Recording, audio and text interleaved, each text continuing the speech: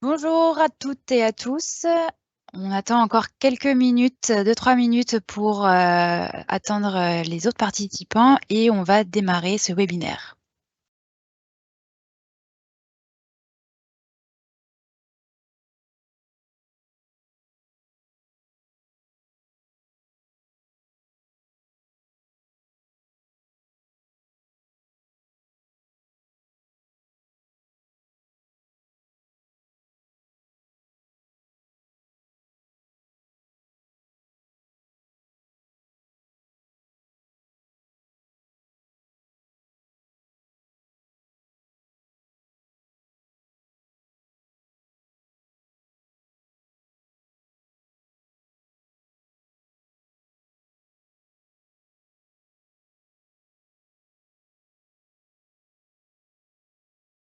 Encore 2 petites minutes et puis on va démarrer.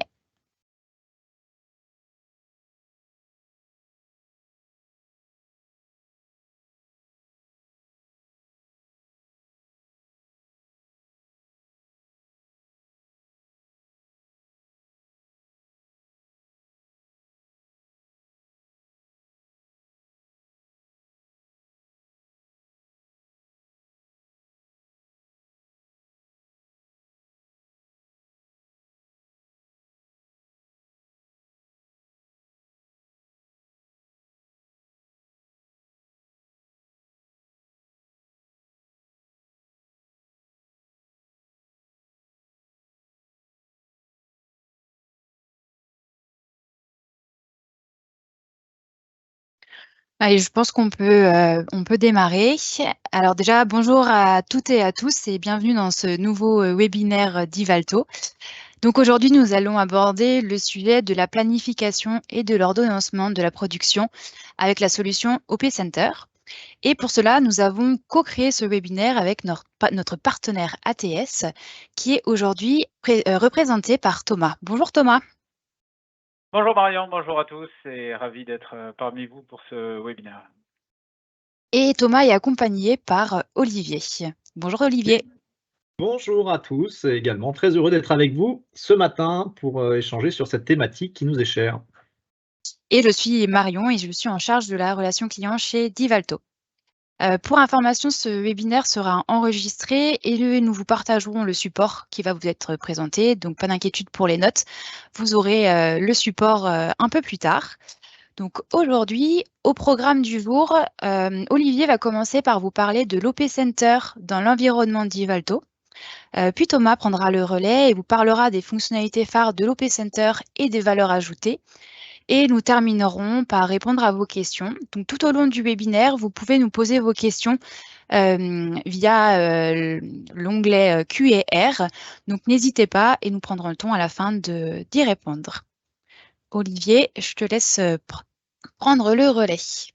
Ok, merci beaucoup Marion. Donc en effet, avant de commencer le webinaire et de rentrer dans le vif du sujet avec Thomas, il y avait un premier élément qu'on voulait vous rappeler. On est bien sûr dans l'univers de la production avec Divalto. Donc pour ceux qui l'utilisent déjà, c'est tout ce qui va graviter autour des ordres de fabrication, des données techniques, etc.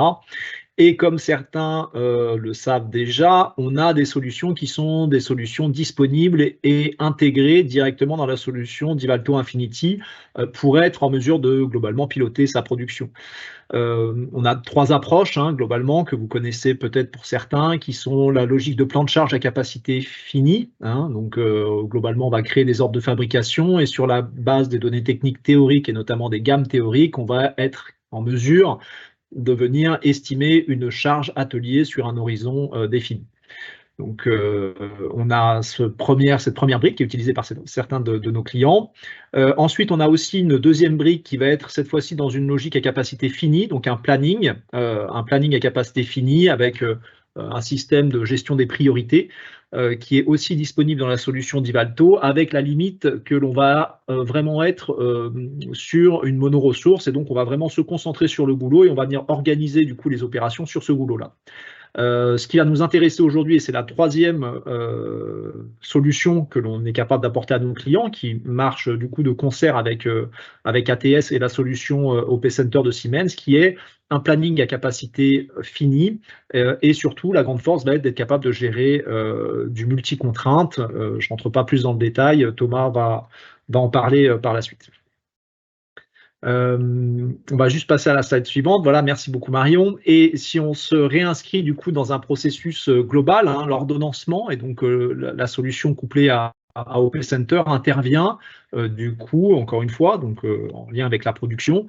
Ce qu'il faut avoir en tête, c'est que c'est plus un rappel théorique des différentes étapes, mais on va avoir l'ordre de fabrication qui va venir emporter un certain nombre de données qui émanent généralement des données techniques de l'article et que l'on va pouvoir retravailler.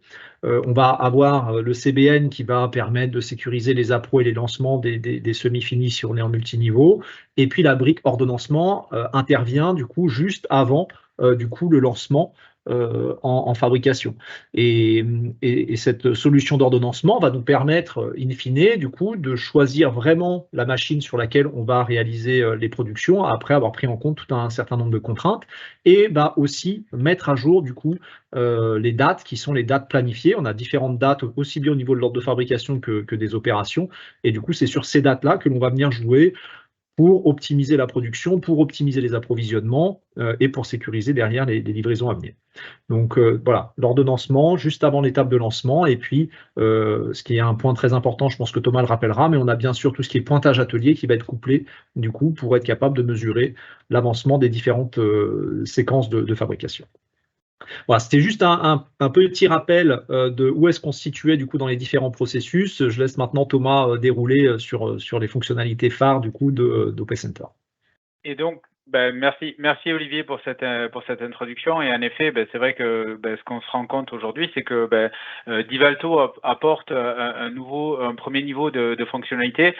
Cependant, quand on doit intégrer de l'ordonnancement, on va dire avancé, on passe pour la plupart du temps sous fichier Excel, et Excel permet, on va dire, de créer des macros, d'intégrer des informations qui sont pas toujours disponibles au niveau de l'ERP, en particulier dans Divalto, typiquement des informations qui vont être nécessaires comme des temps de réglage ou des temps de nettoyage ou des changements de matière.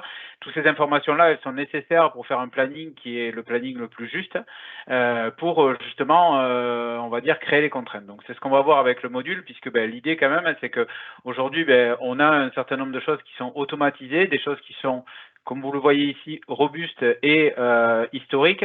Et donc, c'est une valeur ajoutée qui est aujourd'hui par le partenariat Divalto, Siemens et ATS. Alors, juste pour vous expliquer, faire un petit historique, pourquoi différents acteurs, c'est que il y a des partenariats avec des sociétés qui existaient, et puis il y a 10 ans, la société s'appelait Preactor.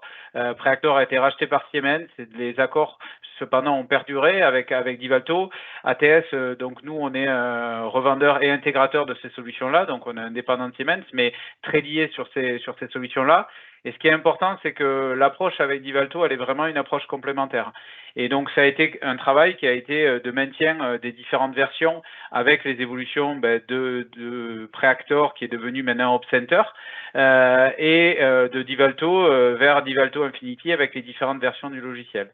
Et ce qui est important, c'est que dans les deux démarches qui ont toujours été, on va dire, gardées, il y a une démarche par rapport au logiciel qui est faite. Et donc, vous voyez une approche entre la partie standard et la partie Ultimate. Alors la partie standard, c'est simple, c'est un module finalement add-on de Divalto dans lequel vous pouvez faire, on va dire, de la capacité finie en créant, on va dire, un environnement qui vous donne, on va dire, l'ensemble de la production, mais c'est plutôt, on va dire, à vous de vous adapter à ce qui est fait, alors que la version Ultimate, qui est utilisée dans pas mal de cas, permet, là par contre, de complètement ouvrir le moteur du système OpCenter et de vous adapter complètement à des règles qui vont être des règles plus spécifiques, typiquement quand on va gérer du jalonnement, du chevauchement, des règles spécifiques sur différents postes de charge et autres. Donc tout ça, on va revoir, mais c'est vrai, ce qui est intéressant, c'est que par contre, l'approche, elle est graduée, c'est-à-dire que la première étape du standard vous permet très rapidement de faire un projet si vous devez aller venir vers la version, on va dire, la plus avancée,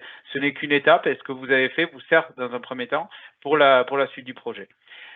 tout ça, à travers les 10 années et à travers les différents éléments, on a une multitude de références dans différentes industries, dans différentes localisations en France. Donc voilà, on pourra en parler un peu plus en détail et on sera ravis de pouvoir, dans les cas, on va dire, un peu plus précis, vous apporter des expériences, on va dire, qui vous ressemblent. Donc là-dessus, voilà, c'est pour vous montrer, on va dire, l'entièreté de ce partenariat et on va rentrer un peu plus dans le détail maintenant par rapport aux différents aux modules avec le slide suivant, juste pour vous expliquer la logique autour de Divalto telle qu'elle est faite. Donc il y a deux modules dans l'offre OpCenter. Il y a une partie planning, donc on est plutôt là en amont avec un calcul aussi à capacité finie, mais plutôt un équilibre charge-capacité. Donc on est vraiment en amont de l'ERP, puisque après Divalto va faire lui on n'a pas d'OF à ce niveau-là, mais va faire son calcul de CBN, va faire la génération des OF, et là par contre va basculer vers la deuxième partie, donc le deuxième module qui sera vraiment la partie centrale aujourd'hui de notre webinaire, qui est OpCenter Scheduling, donc le module d'ordonnancement à capacité finie, dans lequel là on va récupérer tous les OF, les opérations, les différents éléments qui vont nous permettre de pouvoir faire un ordonnancement, on va dire, le plus précis, et qui renverra ensuite, une fois le calcul réalisé, les informations à Divalto pour faire le suivi au niveau de l'ERP. Donc ça, c'est très important de bien déterminer quel est le rôle des uns et des autres, et en particulier aussi du rôle du MES. On va revenir par la suite, parce que ce qui sera important, c'est aussi de savoir ce qui se passe en production, et en fonction des opérations qui ont été clôturées, en fonction des opérations qui ont consommé de la matière et ainsi de suite. Ce qui sera important, c'est de pouvoir avoir cette mise à jour de manière à avoir derrière, à la passe d'après, un planning qui est sur des données les plus justes. Donc, pour en revenir dans une partie un peu plus technique, juste Marion, une information que je voulais quand même revenir là-dessus, c'est vous expliquer qu'on a deux types de données généralement qu'on échange avec Divalto. C'est dans un premier temps ce qu'on va appeler des master data, puisque l'ERP doit rester maître. Divalto a la définition de l'ensemble des postes de charge et l'ensemble des éléments, les gammes, les nomenclatures, les différents éléments. Et ce que va faire dans OpCenter, c'est qu'on va enrichir ces éléments pour potentiellement amener un niveau de détail qui est le niveau de détail nécessaire à avoir un ordonnancement juste. Ensuite, donc ces données, c'est des données statiques, donc ça c'est les données, on va dire, de structure. Et ensuite, il y a les données plutôt dynamiques, où là, c'est l'ensemble de vos OF, de votre plan de production, ce qu'il faut produire, l'ensemble des opérations et l'ensemble des stocks et des approvisionnements. Tout ça nous permet derrière, nous, à travers les différents calculs, de renvoyer à Divalto le poste de charge qui est préférentiel quand vous avez plusieurs machines qui peuvent réaliser l'opération, date de début, date de fin, et très important, on en parlera derrière, la liste des manquants et potentiellement les ruptures de composants que vous pouvez imaginer avoir, de matières premières aussi, par rapport à un planning dédié. Donc, pour ça, comment se représente ce module-là, et vous le voyez, vous allez le voir dans le slide suivant, d'avoir, on va dire, une vue Gantt interactive. Donc cette vue Gantt, elle vous permet à la fois de faire un certain nombre d'opérations en standard. Vous le verrez, on a une vidéo là qui va rentrer vraiment dans les détails là-dessus, mais de pouvoir positionner en faisant du drag and drop et bien sûr après de manière automatisée les différentes opérations. Et bien sûr de contrôler que tout ce que vous faites est en accord avec les contraintes que vous allez définir, à la fois sur les postes de charge, mais également sur le séquencement des opérations et également différentes opérations qu'on peut faire. Donc je vous propose de rentrer, on va dire, dans le concret et de voir justement l'application en marche, et vous allez voir aussi toutes les différences et facilités d'utilisation d'un logiciel par rapport à un fichier Excel qui est par défaut, on va dire, plus rigide. Donc comment ça se représente aujourd'hui, c'est donc vous avez une vue Gantt de manière générale avec différentes, on va dire, parties dans l'écran, avec dans un premier temps l'ensemble des opérations qui sont ici sur votre gauche, qui sont la corbeille, généralement ce qu'on appelle. Donc c'est des opérations qui ne sont pas planifiées.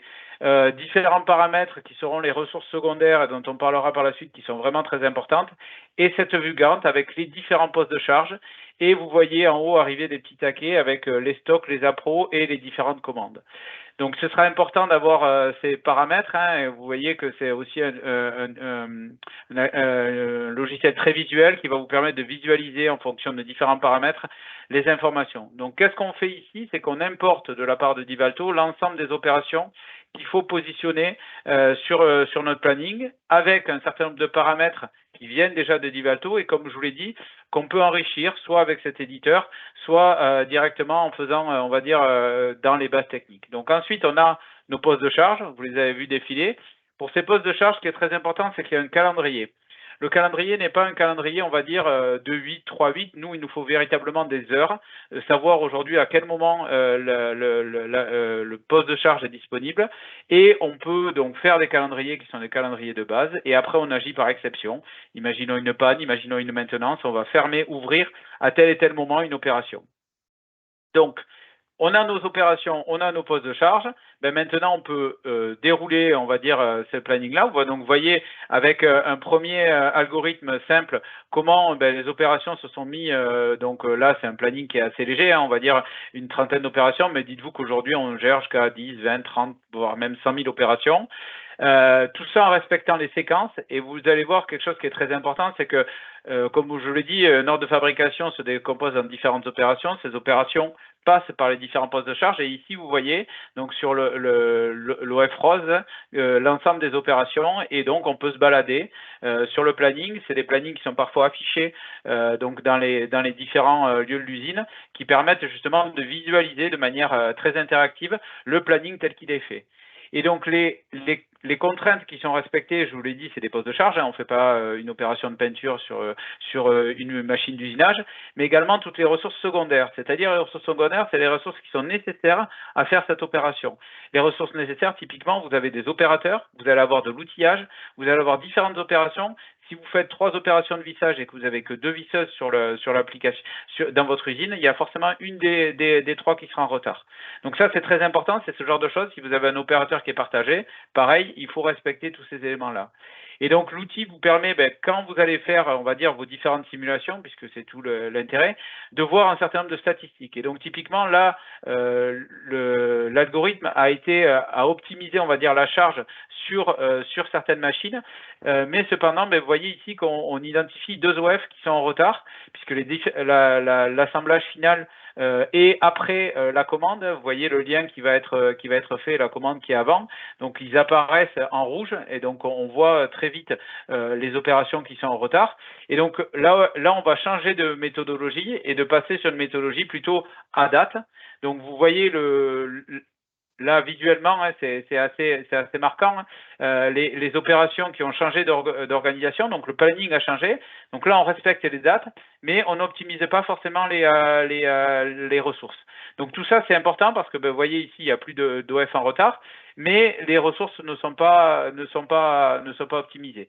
Donc là, c'est un cas assez simple parce qu'il n'y a pas beaucoup d'opérations, mais dites-vous que quand vous avez, comme je vous l'ai dit, 1000, 10 000, 5 000 opérations, c'est quand même quelque chose qui va rentrer, on va dire, qui va changer énormément les éléments. Donc, vous avez toujours la possibilité, une fois que vous avez fait votre planning, de pouvoir bouger manuellement les différentes opérations, tout en contrôlant, et vous voyez ici qu'il y a eu un contrôle qui est réalisé. Et une fois que votre planning, il vous va bien, donc généralement, les personnes qui l'utilisent, vous pouvez sauvegarder ce planning-là, vous pouvez en sauvegarder plusieurs, et ensuite pouvoir échanger. Et une fois, on va dire que le planning est bon, le valider, et c'est ce planning-là qui sera envoyé à Divalto. Donc ça, c'est très important parce que vous pouvez travailler avec un grand nombre, on va dire, d'itérations, et tant que vous n'avez pas validé cette partie-là, vous ne le mettez pas, on va dire, à disposition, on va dire, de l'ensemble de l'usine. Donc, l'idée de la vidéo, c'était de vous montrer un certain nombre de fonctionnalités, et là où je parlera pour la fin de la suite des éléments, mais ce qui est très important, c'est que vous l'avez vu, c'est un outil qui est dynamique et visuel. Et là-dessus, nous aujourd'hui, le partenariat qu'on a avec Divalto, il nous permet justement de faciliter grandement l'introduction de vos données, puisque aujourd'hui les interfaces ont été définies de manière standard hein, dans le cadre du partenariat. Et donc aujourd'hui, on est très facilement capable d'exporter vos données de manière à les intégrer dans notre interface et vous faire une démonstration plus détaillée avec vos données. Et ça, c'est très important parce que la première étape pour passer, on va dire, on va dire, d'un outil quelconque d'ordonnancement, que ça soit, on va dire, le premier outil d'Ivalto ou, comme je vous le disais, souvent dans Excel, la première des choses, c'est de voir, on va dire, la valeur ajoutée de ces éléments. Donc, on vous a montré un premier niveau de fonctionnalité. Maintenant, c'est vrai qu'on pourra aller plus loin dans le cadre de démos, on va dire, spécialisées dans vos métiers. Cependant, il y a quand même un certain nombre de fonctionnalités qu'on peut rappeler et qu'on a vu un peu dans la vidéo et qui sont, on va dire, des marqueurs et des différenciants de ce qu'on peut retrouver avec les différents logiciels. Alors déjà, on fait de la capacité finie comme beaucoup. Ce qui est important, c'est que cette capacité finie, elle est faite, comme je l'ai dit, sur les ressources qu'on peut appeler primaires, donc les postes de charge, mais également sur les ressources secondaires. Donc je dis les opérateurs, l'outillage. On peut même intégrer aujourd'hui tout ce qui est énergie de l'usine. Hein, si vous avez des fours par exemple et que vous ne pouvez pas dépasser un certain seuil. Tout ça, c'est des choses justement où on va pouvoir prendre en compte que ces contraintes-là sont des contraintes limitantes et ont aussi un planning. Et donc forcément, par exemple, si vous avez des opérateurs, vous avez deux opérateurs de réglage et puis il y en a un qui est malade, forcément, il y a un impact là-dessus. Et prendre en compte ces contraintes-là comme étant des éléments limitants au planning et de recaler le planning en fonction de tous ces éléments-là. Donc c'est ce que vous voyez ici un petit peu sur la capture d'écran, hein, à la fois le lien qu'on peut faire et de balayer l'ensemble des éléments, à la fois sur la partie opération, mais également ressources secondaires. L'un des deuxièmes éléments, et ça c'est vraiment la chose, on va dire, qui est en lien avec un ERP, sur la slide d'après, c'est le lien avec les matières. Donc aujourd'hui, qu'est-ce qu'il existe? De base, vous allez pouvoir avoir un certain nombre d'éléments et d'opérations qui sont liées à des stocks, qui sont liées à des matières premières qui ont été faites, qui vont aller consommer des semi-finis que vous allez recevoir dans votre usine. Maintenant, tous les liens ne sont pas exactement faits. Ce qui va être fait là-dessus, c'est vraiment de retisser les liens entiers entre une opération et les composants qui consomment et les produits qui finissent. Et donc derrière, ça nous permet, nous, pour chaque article, alors que ça soit, comme je dis, produit fini, semi-fini, matière première, d'avoir ce que vous voyez ici par le dessous, une courbe des stocks projetés. Et cette courbe des stocks projetés, elle vous permet de déterminer que pour votre planning tel qu'il est configuré là, à l'heure actuelle, vous allez potentiellement être en rupture dans 3 semaines, 4 semaines de telle et telle matière première, de tel et tel élément, ou consommer telle et telle information. Et tout ça, c'est dynamique, forcément. Chaque fois que vous allez mettre à jour ce planning-là, vous allez avoir ce calcul qui est refait. Et ça, c'est très important parce que potentiellement, vous avez un fournisseur dont vous savez, vous avez confiance, dont vous savez que, par exemple, si vous n'avez plus de matière première, dans 3 semaines, il sera quand même capable de vous la fournir. Puis il y en a d'autres, forcément, ce sera plus compliqué. Donc tout ça, vous voyez l'aspect dynamique et l'aspect flexibilité que vous avez avec un logiciel qui est dédié à ces problématiques-là par rapport à une utilisation qui est, on va dire, plus basique dans ce qu'on va retrouver quand on déplace, par exemple, des opérations, qu'on colorie des opérations dans Excel ou qu'on fait des macros aussi avancées soient-elles, elles n'intègrent pas forcément ce genre de choses. Donc ça, c'est la première des éléments, donc la gestion des matières et la courbe des stocks projetés avec potentiellement les manquants. Le deuxième élément qui va potentiellement se rapprocher d'Excel, mais qui va là aller beaucoup plus loin, il y a un certain nombre de règles qui existent. Et comme je vous parlais du fait d'avoir une version standard, une version Ultimate, vous allez avoir des règles d'optimisation qui sont des règles au plus tôt, au plus tard, diminution des temps de réglage, maximisation des capacités. Tout ça, c'est des choses qui sont dès le début, on va dire, fournies dans la version standard et vous permet de faire des plannings. Et de toute façon, une fois que ces plannings sont faits, vous avez toujours la possibilité, comme vous l'avez vu, hein, de redéplacer une opération ou une autre. Ce qu'il faut savoir, c'est qu'au-delà de ça, il y a une possibilité, comme je l'ai dit, de créer vos propres règles. Et quand vous avez des vraies contraintes qui sont avancées, qui vous font des plannings qui sont, on va dire, les plus faux, d'avoir des contraintes là qui vont, par exemple, des contraintes de regroupement, je vous ai parlé du jalonnement ou du chevauchement, où là, finalement, il y a des règles véritablement qui vont s'adapter aux articles, qui vont s'adapter aux postes, qui vont s'adapter aux différents éléments. Et donc ça, c'est là où on a besoin finalement de pouvoir paramétrer ces différentes règles. Et c'est en ça que justement la version Ultimate est intéressante. Ce qu'il faut toujours faire attention, c'est que ces algorithmes d'optimisation, il n'y a jamais un optimum. Si vous faites faire le planning à n'importe qui dans l'usine, hein, que ce soit les achats, la production, la maintenance, le responsable de prod, vous allez avoir quasiment un planning qui est différent en fonction des personnes. Typiquement, l'exemple qui est ici en bas à droite, vous voyez une opération où on va, en fonction des algorithmes, réduire le temps de réglage. Et donc, vous voyez que forcément, celui qui est dans la ligne en bas, on a l'impression qu'il est beaucoup plus optimisé parce que on gagne quasiment une journée de production. Maintenant, l'opération 2 jaune, qui était le jour 2 sur la première ligne, elle est passée le jour 3. Et donc, forcément, ça a des conséquences sur ces éléments-là. Donc, ça, c'est des choses qui vont justement, va falloir arbitrer. Et c'est tout l'intérêt, justement, d'avoir ces niveaux d'échange et potentiellement un logiciel interactif qui peut à la fois donc être, on va dire, réalisé par une personne, mais aussi informé à travers, donc vous voyez cette interface avec des licences viewers, mais également ce qu'on peut voir par la suite, des rapports. Ces rapports-là qui sont soit des rapports, on va dire, qui sont mis à la production. Marion, si tu veux passer à la slide après, qui sont des rapports d'utilisation et également des choses, donc soit qui sont directement données par la liste des choses à faire, voire la liste des manquants qui sont donnés au service achat ou à pro. Tous ces éléments-là, ça permet justement de pouvoir, on va dire, alimenter les éléments et forcément ensuite aussi remonter à Divalto l'ensemble des informations de manière à refaire des calculs de CBN, refaire des passes et également déclencher des ordres d'achat, par exemple pour les matières premières. Donc ça, c'est important.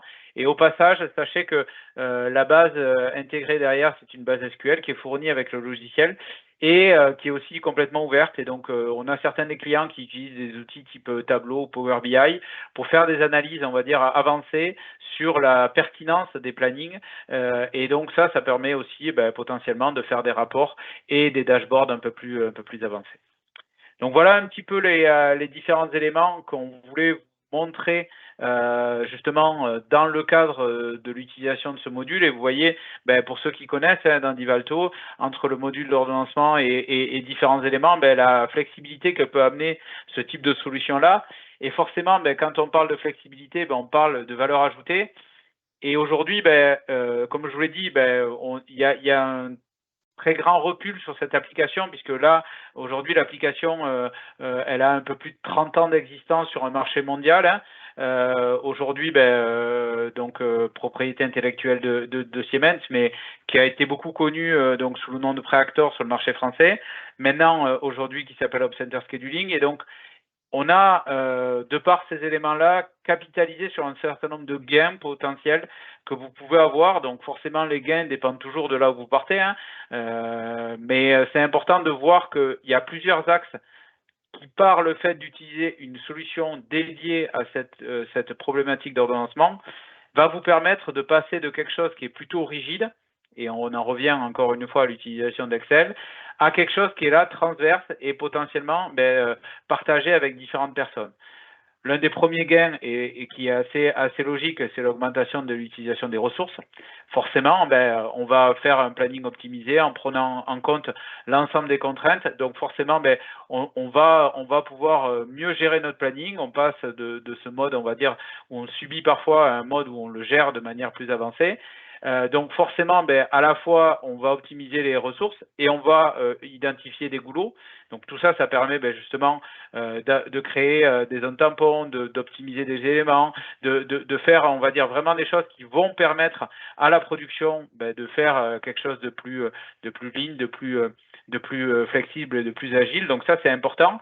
Mais l'un des éléments les plus importants, c'est de traiter les aléas. Et les aléas de tout type. Une machine en panne, une absence opérateur, un fournisseur de matières premières qui n'est pas là, et comment je réagis à tous ces éléments. Une commande qui arrive, tout ça c'est important parce que le fait de pouvoir faire plein de simulations et de pouvoir très dynamiquement recréer des plannings, parce que vous l'avez vu, la vidéo, ça va très vite, mais aujourd'hui, il y a quasiment la majorité des plannings qui sont faits, on va dire, sous quelques secondes, on va dire, allez, maximum une minute quand on peut avoir des plannings, des algorithmes qui sont assez compliqués. Mais l'idée, c'est vraiment de pouvoir avoir cette approche très dynamique et très rapide de tous ces éléments-là. Et bien sûr, derrière, les conséquences, c'est que en gérant mieux le planning, on gère mieux les encours, on évite d'avoir des zones de stockage qui sont importantes uniquement pour avoir, on va dire, des zones tampons parce que ça prend de la place. Et alors que là, on a vraiment des zones de stockage qui correspondent à des besoins nécessaires à avoir une approche ligne sur la production. Et également, une diminution des encours pour éviter qu'il y ait plein de choses qui soient, une fois qu'il est terminé, qui ne soient pas, on va dire, correspondant à une commande. Et tout ça, c'est dans un environnement collaboratif.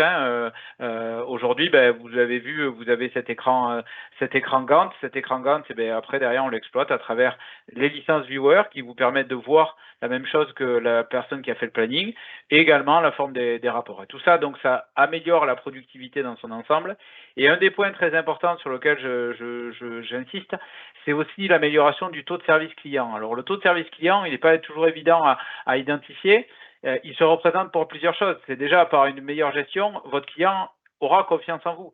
Quand vous êtes, ça arrive à tous, des retards et autres, pouvoir dire aujourd'hui, vous êtes en retard, mais vous êtes capable de livrer 2 palettes de ce produit-là la semaine prochaine et la troisième dans 15 jours là-dessus, c'est aussi des ententes qui peuvent se faire, une meilleure, donc, un meilleur à la fois donc le service client, donc une meilleure confiance, une meilleure relation, une meilleure maîtrise des plannings, mais également de notre côté, la capacité de pouvoir dire aujourd'hui, ok, est-ce que je peux prendre telle et telle commande, tel et tel élément. Et donc ça, c'est important parce que ce taux de service client va vous permettre justement de mieux, on va dire, travailler et on va dire aller vers une performance industrielle, on va dire générale que tout le monde recherche. Et donc là-dessus, c'est là où c'est important de se doter des principaux outils et des outils dédiés à ce genre de problématiques. Et donc tout ça, on essaie de le chiffrer. Et le slide d'après, alors encore une fois, c'est pas parce qu'on fera ces projets que je vous garantis pas exactement les chiffres qui sont là, mais c'est pour vous donner quand même une idée, on va dire, des gains qui ont été enregistrés dans la mise en place de ce type de solution. Donc, je parlais du taux de service client, de pouvoir fournir à date les commandes, de pouvoir justement donner des délais précis. Donc ça c'est important, vous voyez là-dessus. Et ensuite, sur la partie droite du slide, on va dire des gains qui sont plus logiques dans cette mise en place de ce type d'outils d'ordonnancement, qui sont des améliorations de la productivité et la réduction des stocks et des encours. Donc ça, c'est des données métriques qui vous permettent de vous donner une première idée aujourd'hui. Et de toute façon, on sera ravis, comme je vous l'ai dit, de pouvoir travailler sur votre cas précis, avec justement vos données. Et encore une fois, je le rappelle, les interfaces et les échanges étant standards entre Divalto et OpCenter nous permet de vous faire une maquette très simple et très rapidement avec vos données. Donc voilà un petit peu les éléments que je voulais partager avec vous là-dessus. Dans son ensemble, je pense qu'on est arrivé à peu près dans les timings, et ça c'est important, à la présentation. Je ne sais pas au final, Marion, s'il y a déjà un certain nombre de questions ou d'éléments. Alors je te confirme, je te confirme, Thomas, il y a déjà des questions qui sont arrivées. Vas-y Olivier. Ouais. J'en ai traité certaines, directement, mais il y en a certaines que je vais relayer. Et puis il y avait aussi des questions que l'on nous pose souvent, nous à l'avant-vente, donc il me semble important aussi de relayer à ce stade-là parce que je pense que c'est des points qui sont importants. Alors déjà, première question, Thomas, par rapport au temps de déploiement. On sait que les projets informatiques sont parfois chronophages. Ça nécessite de la ressource, etc. La mise en place d'OpCenter chez un client qui a déjà Divalto d'installer opérationnel chez lui, il faut compter combien de temps de tes consultants pour que, entre le moment où le client se décide et le moment où ça fonctionne, il va pouvoir du coup bénéficier de ce que tu nous as présenté. Alors, il y a forcément les deux cas. On a parlé de la partie standard et la partie ultimate. Dans la partie standard, comme je vous l'ai dit, l'avantage, c'est que dans tous les cas, on part avec une interface qui est existante. Donc aujourd'hui, en moins de 10 jours, on fait un projet où on installe le produit, on le fait communiquer avec Divalto, on voit les données et derrière, on fait toute la formation, l'accompagnement et la réalisation. Donc, c'est un projet assez rapide. Alors, ça ne se fait pas en 2 semaines, forcément, parce que justement, c'est plutôt étalé, on va dire, en fonction des différents éléments. Donc, ça s'adapte aussi à vos disponibilités. Mais en termes de volume de jours pour un projet de ce type-là, ça va très vite. Et ensuite, derrière, on vous maintient et on vous suit, on va dire, au fur et à mesure des demandes quand vous en avez besoin. Donc ça, c'est la version, on va dire, très simple. Et pour la version Ultimate, ça dépend forcément de la complexité. Et oui, mais évidemment. aujourd'hui, de base, on part quand même avec une interface qui est existante. S'il faut rajouter des éléments, s'il y a des spécifiques au niveau d'Ivalto, s'il y a des informations qu'il faut transférer, c'est assez simple de le faire, mais forcément, c'est un peu de travail aussi. Et généralement, ce qu'on voit quand même, c'est que dans la majorité des projets, on va être en une trentaine et une cinquantaine de jours de manière à pouvoir avancer, puisque forcément, il y a des règles spécifiques qu'il faut savoir modéliser, et c'est pas toujours facile de modéliser, d'expliquer la règle. Ensuite, il faut, comme je vous l'ai dit, de par la bibliothèque qui existe, configurer les différents éléments, former, tester et faire un suivi, on va dire, en temps réel. Donc, on va se retrouver voilà, sur des choses très simples avec un peu moins de 10 jours et sur des choses très complexes. Et là, vous avez le projet qui est complet, plutôt, on va dire, aux alentours d'une trentaine, cinquantaine de jours. D'accord, très bien. Merci déjà Thomas pour ce premier élément. Et puis une autre question que je voulais te relayer, c'est aussi quelque chose qu'on entend beaucoup. On a certains de nos clients qui disent oui, mais moi j'ai personne qui fait ça aujourd'hui. J'ai pas forcément d'ordonnanceur dédié qui va passer sa journée à faire ça. Et du coup, quels sont les différents cas que tu rencontres toi dans les différentes industries chez lesquelles tu interviens? Combien de temps concrètement il faut consacrer à la solution OP Center par jour, par semaine, je ne sais pas, pour pouvoir en tirer les premiers bénéfices? Alors, ceux qui n'ont pas forcément ceux qui, par exemple, si on prend on va dire aujourd'hui au niveau du thème du webinaire, de manière générale, l'utilisation d'Excel, il y a des gens qui vont pas du tout le faire, qui vont un peu subir ce qui va se passer en production, mais ceux qui vont travailler avec Excel, de par le fait que c'est pas dynamique, le fait de pouvoir compiler les différents éléments de gauche et de droite, c'est parfois, et alors là, extrêmement chronophage de manière à récupérer l'ensemble des éléments. Donc là, déjà, le fait d'avoir quelque chose qui automatiquement va transférer des informations de Divalto vers un environnement dans lequel vous avez une vue Gantt, tout ça, c'est du temps de gagné, on va dire. Donc déjà, c'est du temps en moins que les personnes ont réalisé. Et finalement, on se retrouve dans deux cas, et généralement, les gens qui vont faire de l'ordonnancement ne font pas finalement que ça.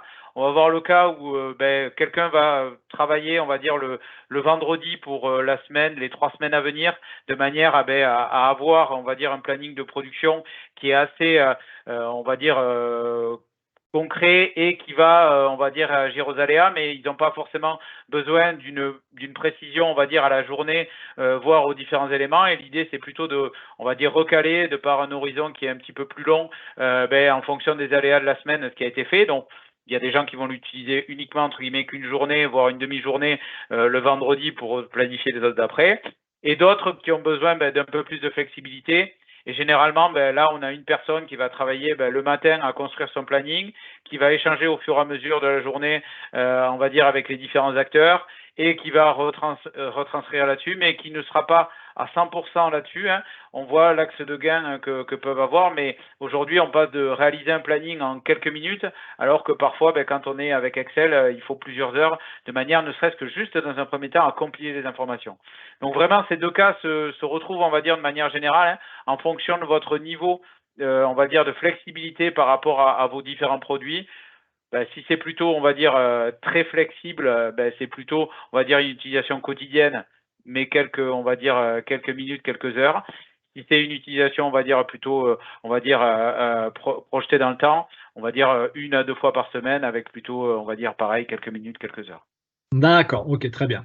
Donc merci Thomas pour ces précisions. Je continue du coup sur les questions qui ont été posées, notamment par Muriel. Donc sur les ateliers, j'ai fait une réponse, mais je me permets peut-être de répondre directement. La question était: plusieurs ateliers comprennent chacun plusieurs machines, et est-ce que ça peut bien être géré sous ce format-là? Donc Tout à fait. C'est typiquement, c'est typiquement là où, par exemple, on peut avoir une différence de maillage entre Divalto et Opcenter. C'est-à-dire que, par exemple, si vous avez au niveau de vos postes de charge uniquement le poste de charge général dans lequel vous avez votre regroupement de machines au niveau de Divalto, par exemple, typiquement pour de l'usinage, par contre, au niveau de l'ordonnancement, vous allez avoir 10 machines d'usinage. Et donc là, nous, on va représenter ces postes de charge en ayant ces 10 machines-là. Et ensuite, potentiellement, comme vous avez des machines qui vont mieux marcher sur des articles ou autres, dynamiquement, si vous avez une opération qui est planifiée sur telle et telle machine, si vous la changez, vous pouvez augmenter et autres.